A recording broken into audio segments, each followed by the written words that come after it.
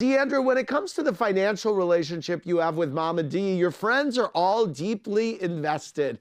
So I want to rip through some questions with, to borrow a phrase from Cameron, you get checks from your mom? Okay, how much did your mom give you for your wedding? For my wedding to Jeremy? Yeah. I paid for that wedding. Wow. So she didn't pay for that wedding. I paid for that wedding. That was my second marriage, and it was my duty to pay for it. Has your mom ever used money to bribe you into doing something she wanted? Oh, I'm sure. Yes. Numerous times. Has Mama Dee ever treated you to a private plane ride?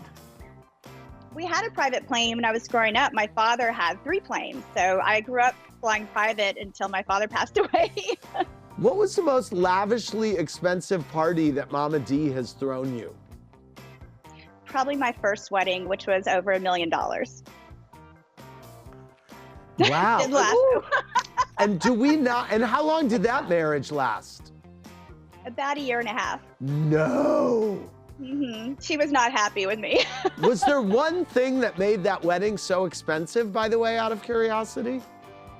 My father actually, my stepfather, wanted to have fireworks. So we had to lease the entire city of Dallas sky where we were and be able to pay for that, plus the fireworks that went on for an hour in between the wedding and the reception. All right.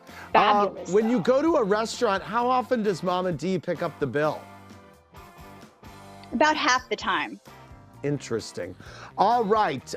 Thank you very much for helping me get to the bottom of But Andy, that. I would like to point something out, if you don't mind. Yeah. So these ladies have husbands. These ladies have husbands that write checks for them. And to use Cameron's word from your little quiz a couple of weeks ago, she married into affluence. And it's a little sanctimonious of her to not know that she should be pointing out where she gets her cash out from, All right.